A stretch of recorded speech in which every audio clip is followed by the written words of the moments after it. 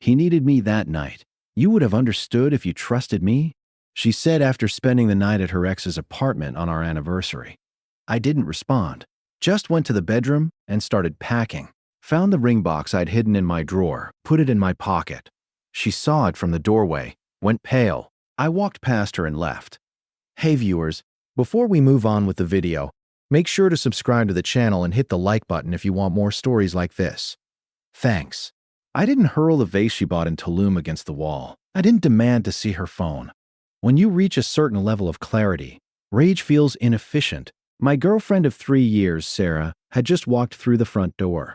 She looked wrecked, but not I spent the night at a hospital saving a life. Wrecked. She looked, I stayed up until 4 a.m. drinking cheap wine and trauma bonding. Wrecked. She dropped her keys on the console table. The sound echoed through the silent apartment like a gunshot. I was sitting on the couch in the same clothes I'd worn the night before, a crisp button-down and slacks. I hadn't slept. "Oh, you were awake," she said, kicking off her boots. She rubbed her temples, feigning a headache to buy sympathy. God, what a nightmare. I am exhausted. She walked past me toward the kitchen, expecting me to follow her like a puppy, expecting me to ask if she was okay. When I didn't move, she paused and turned around. The air shifted. She saw the shirt. She saw the unlit candles on the dining table behind me. She saw the unopened bottle of vintage Cabernet, a $200 bottle, sitting beside 2 empty, pristine glasses. "Mark, please," she sighed, her voice thick with preemptive annoyance. "Don't do this. Don't start." "Start what?" I asked. My voice was frighteningly calm. The silent treatment thing. Jason was in a really bad place. He was spiraling. He called me in a panic. If I hadn't gone over there, I don't know what he would have done. Jason, her ex, the broken bird she dated for 2 turbulent years before me. The guy who was an aspiring DJ at 24 and was still an aspiring DJ at 29. For 3 years I had been the rock, the stable engineer who paid the bills, planned the trips, and fixed the leaking sinks. Jason was the crisis, the chaotic artist who only called when he was broke, high or lonely. "It was our 3rd anniversary, Sarah," I said. "We had reservations at El Bernardine. I booked that table 4 months ago." She rolled her eyes. Actually rolled them. "I know, and I feel bad about the dinner. I do. But this was a life or death situation, Mark. He was talking about ending it. What kind of person would I be if I ignored that because of a dinner reservation?" There it was. The pivot. She was trying to make me the villain for caring about our milestone. "So he was suicidal?" I asked. "Yes." He was hysterical. I asked. "Yes." "Did you call 911? She froze. "What?" "If he was an immediate threat to himself, you should have called emergency services. Professionals. Did you call them?"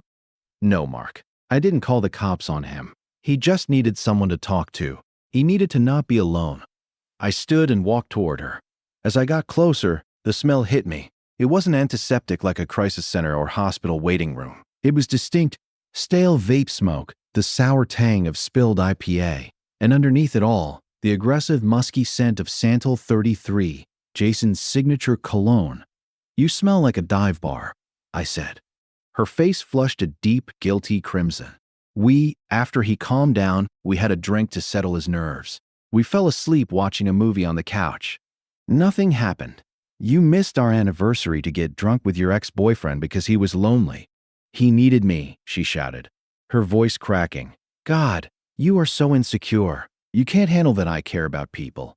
You would have understood if you actually trusted me instead of being so jealous." That sentence broke it. "You would have understood if you trusted me." I really looked at her. I saw the smear of eyeliner she hadn't washed off. I saw the defensiveness in her posture. She wasn't sorry. She felt entitled to my patience, entitled to my stability while she got her emotional fix from the chaos of her past. She wanted to play nurse to a man who refused to grow up, and she wanted me to foot the bill for the apartment she came home to. I didn't say another word. I turned, walked past her, and went into the bedroom. Mark, where are you going? Are you walking away from me?" She followed, her voice rising.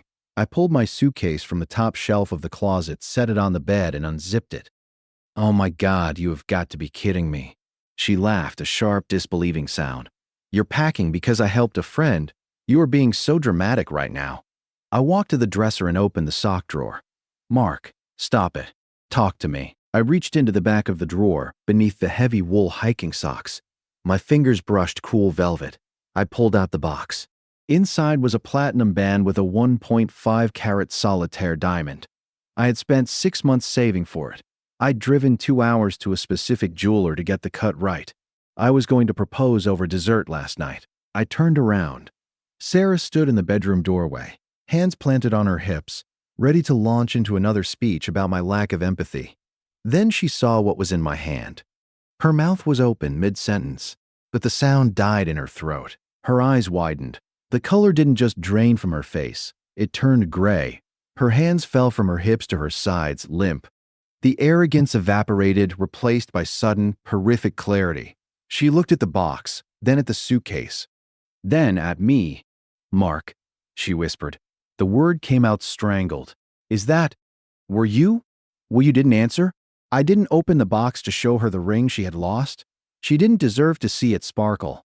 I slipped the box into my pocket. I turned back to the bed and packed 3 days' worth of clothes, my laptop and my toiletries. I zipped the bag shut. "No, no, no, no." She began stammering as she stepped into the room. She reached for my arm. "Mark, wait. You were going to propose last night." I sidestepped her and grabbed the handle of my suitcase. "Mark, please stop. Let's talk about this." She was panicking now, blocking the doorway. Tears welled instantly. Real tears this time. Tears of loss, not manipulation. I didn't know. If I had known, I never would have picked up the phone. I would have told Jason to Foss. I paused for 1 second, just long enough to look her in the eye. "That's the problem, Sarah," I said quietly. "You shouldn't have needed a ring to tell him that." I moved past her. She tried to grab the suitcase handle, her fingernails scraping against the fabric, but I pulled it away. Her footsteps pounding behind me. "You can't just leave. We live together. Mark, I love you." I opened the front door. "Mark," she screamed, a guttural sound that probably woke the neighbors. I stepped outside, closed the door gently behind me, and listened to the lock click. I walked down the stairs, got into my car, and drove away. I didn't turn on the radio. I just drove in silence, feeling lighter than I had in years. The first 48 hours were a masterclass in modern digital harassment. I checked into a bland mid-range hotel about 20 minutes from my office.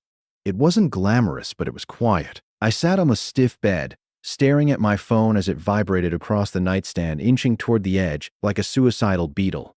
Sarah, 12 missed calls. Sarah, 14 text messages. The messages followed a predictable, almost clinical progression of grief. Or rather, the grief of a narcissist losing their supply. Phase 1, denial and bargaining. "Baby, please pick up. I'm shaking. I can't breathe. You're scaring me. I'm throwing out all of Jason's stuff. I blocked his number. I'll show you. Just come home. We can fix this." Couples go through rough patches. We don't throw away 3 years over one misunderstanding. Phase 2, anger. Phase 2, anger. "Did you're being incredibly immature, so you're just going to ghost me after everything I did for you? That's cowardice, Mark. You clearly never loved me if you can walk away this easily. You were just looking for an excuse." Phase 3, the flying monkeys. By Sunday afternoon, she deployed the troops. Her best friend Jessica, a woman who had cheated on 2 husbands and considered herself a relationship expert, blew up my phone. I made the mistake of answering one call, mostly because I needed to know if Sarah was going to burn the apartment down. "Mark, you need to stop this performative cruelty," Jessica snapped before I could say hello. Her voice was shrill, echoing through the receiver. "She's on the floor, Mark. On the floor, crying her eyes out. You can't just dangle an engagement ring in her face and then abandon her. That is psychological abuse." I was sitting by the hotel window, watching traffic crawl along the interstate. I felt strangely detached, like I was watching a movie of my own life. "I didn't dangle it," I said calmly. "I packed it. It belongs to me, just like the rent money she's going to need next month." "You are heartless," Jessica spat. "She made a mistake. She was trying to be a good friend." "Jessica," I cut in, my voice low. "She came home smelling like his cologne and stale beer. She didn't save a life. She went on a date. Tell Sarah she has until the end of the month to figure out the lease. I'll pay my half until then. After that, she's on her own." I hung up and blocked Jessica's number. Then I blocked Sarah's sisters. Then I muted notifications from our mutual friends. I went to work on Monday like a ghost. I focused entirely on spreadsheets and structural loads. It was meditative. When you're dealing with betrayal, there's something deeply soothing about math. Math doesn't lie. Math doesn't gaslight you. 2 plus 2 never calls its ex at midnight because it's confused. By Wednesday, my silence seemed to have broken something in Sarah. The text stopped being aggressive and started becoming pathetic. I miss you. The apartment is so quiet. I found your gray hoodie. It smells like you. I'm sleeping in it. I didn't reply. I didn't feel the urge to. The image of her face when she saw the ring box was burned into my retina. It was the closure I hadn't known I needed. It proved she understood the magnitude of her loss. Words would only dilute that. Abo. 3 weeks later, I had to stop by the apartment to collect the rest of my things. I timed it for a Tuesday morning when I knew she had a team meeting. The apartment was a disaster. It looked like a frat house. Takeout containers scattered across the coffee table, a mound of laundry dumped on the sofa. It was a physical reflection of her internal state. I packed my books, my espresso machine, and the rest of my clothes. As I loaded the last box into my car, my neighbor, Mrs. Gable, walked by with her pug. Mrs. Gable was the neighborhood surveillance system, Mark. She called, shuffling over. I haven't seen you. Is everything all right? Sarah has had company quite a bit lately. I paused. I moved out, Mrs. Gable. We broke up. She leaned in, conspiratorial. Oh, I assumed. That young man with the loud muffler. He's been parking in your spot. Plays music at all hours. I was going to complain to the Strata, but I didn't want to cause trouble for you. Jason, of course. It hadn't even been a month, and the parasite had latched onto a new host. A wave of nausea rolled through me, followed quickly by relief. It wasn't my problem anymore. Feel free to complain, Mrs. Gable, I said with a smile. I'm off the lease as of the 1st. It's not my spot anymore. I heard the rest through the grapevine over the next few months. That's how it goes. You try to cut ties, but mutual friends get drunk and talk. Apparently, once I was gone, Sarah tried to lean on Jason for the emotional and financial stability I had provided. She expected him to step up. She believed their connection had been stifled by my presence and that now they could finally flourish. The reality check hit her like a freight train. Jason didn't want a girlfriend. He wanted a fan. He didn't want to split the rent. He wanted somewhere to crash. Within 2 months, he had borrowed $3,000 from her for new DJ equipment. He started bringing his creative friends over to the apartment, our sanctuary, turning it into a flop house. When she asked him to contribute or clean up, he used the exact same lines on her that he'd used on me. You're stifling my creativity. You too uptight. Stop acting like my mom. The irony was so rich it could have caused gout. The final nail in the coffin came in month 4. I was out for drinks with my buddy Dave, who still followed Sarah on Instagram. Dude, Dave said, sliding his phone across the table. Look at this. It was an Instagram story Sarah had posted. Just text on a black background in small white font, the universal signal for a meltdown. It's funny how you can ruin the best thing that ever happened to you for someone who treats you like an option. Lesson learned. I am so sorry. She broke up with Jason. I asked, taking a sip of my beer. Better, Dave said with a grin. Jason cheated on her with a 19-year-old promoter he met at a club. Sarah came home early and found them. I laughed. I couldn't help it. It came out as a short, sharp bark. She's been asking about you, Dave added cautiously. She knows I'm seeing you tonight. She wanted to know if you're seeing anyone. I thought about the woman I'd met at the rock climbing gym a few weeks earlier, Elena. She was a pediatric nurse, funny, direct, and had her life together. We'd been on 3 dates, no drama, no exes lurking in the background, just easy, comfortable chemistry. Tell her I'm doing great, I said, and tell her I sold the ring. Dave's eyebrows shot up. You sold it? Yep, last week. What'd you do with the money? I bought that vintage Ducati I've been talking about for 5 years, I said, signaling the waitress for the check. Sarah always said motorcycles were too dangerous. She wouldn't let me get one. I stood, grabbing my jacket. Turns, out, I said. She was the dangerous one. 6 months passed. If you've never rebuilt a life from the ground up, let me tell you, it's addictive. The first month is hell. The second is work. By the third, you realize how much dead weight you were actually carrying. I wasn't just free of Sarah, I was free of the anxiety she disguised as passion, free of the constant need to manage her emotions, her crises, her doubts. I threw myself into everything I'd put on hold. I worked harder, but smarter. I got promoted to senior project manager, which came with a significant raise. I took the Ducati on weekend trips up the coast, feeling the wind tear past me, clearing out the last cobwebs of the past, and I started seeing Elena properly. It was different, quiet. When Elena had a bad day at the hospital, she didn't lash out or disappear. She told me about it. We ordered Thai food and watched bad sci-fi movies. There were no games, no loyalty tests, just two adults building something solid. One Tuesday evening, I was at a high-end furniture store downtown. I was buying a new sectional for my condo, a place I purchased with my own money and decorated to my own taste. No beige throw pillows, no live, laugh, love signs. I was testing the firmness of a charcoal leather sofa when I felt eyes on me. The hairs on the back of my neck rose. It's a primal instinct, knowing when you're being watched. Standing near the entrance, looking like a ghost of her former self, was Sarah.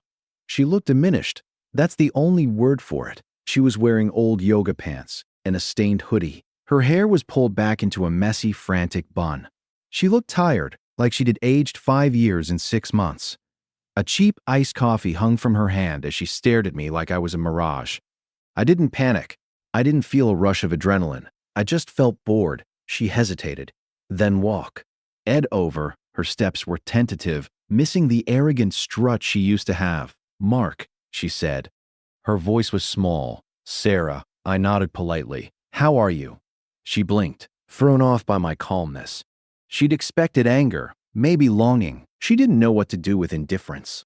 I'm okay," she lied. Her eyes scanned my outfit. A tailored jacket, good boots. Then she looked at the expensive sofa I was leaning against. "You look really good." "Happy." "I really am." She bit her lip. I could see the gears turning, searching for an opening. "I heard about the promotion," she said. "Dave told me. Congratulations. You always worked so hard. I always said you'd run that place someday."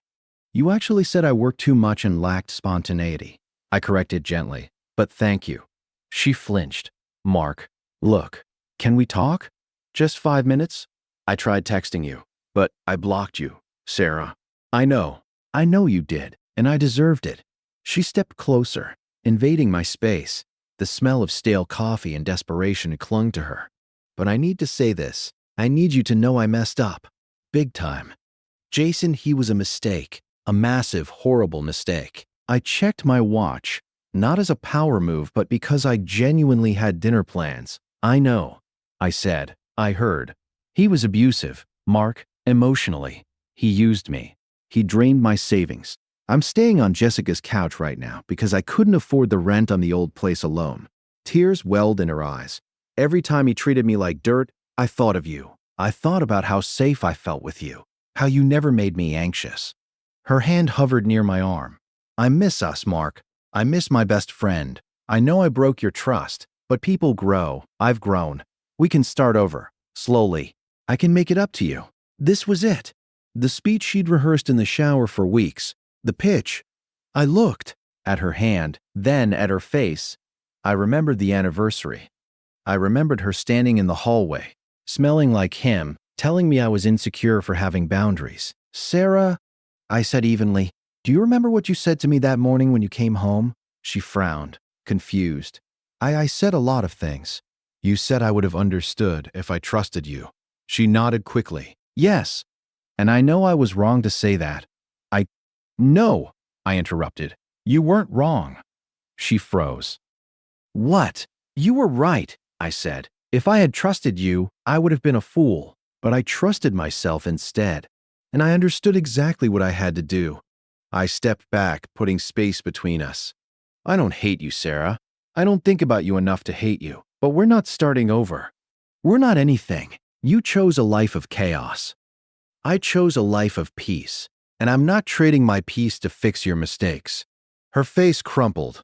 "But the ring, Mark. You bought a ring. You wanted to marry me. You can't just turn that love off." "I didn't turn it off," I said. "You killed it." That morning you looked me in the eye and chose him. The ring was just a piece of metal. After that, I sold it. It paid for the down payment on this condo. So in a way, you did help me build my future, just not the one you wanted." Her mouth opened, but no sound came out. She glanced around the store, at the expensive furniture, at the life she could have had, at the man she threw away for a guy who cheated on her with a teenager. "I have to go," I said. "Elena is waiting for me." "We are making dinner." "Elena," she whispered. "My girlfriend," I replied. The word tasted good. She trusts me, and I trust her. "It's nice. You should try it sometime." I turned my back on her. I didn't wait for a response. I didn't look back to see if she was crying. I walked toward the exit, toward the cool evening air, toward my bike, and toward a future that finally belonged to me. Behind me, in the store, there was only silence. And it was beautiful. Thanks for watching. Make sure to subscribe to the channel and hit the like button. What do you think about this story? Share your thoughts in the comments.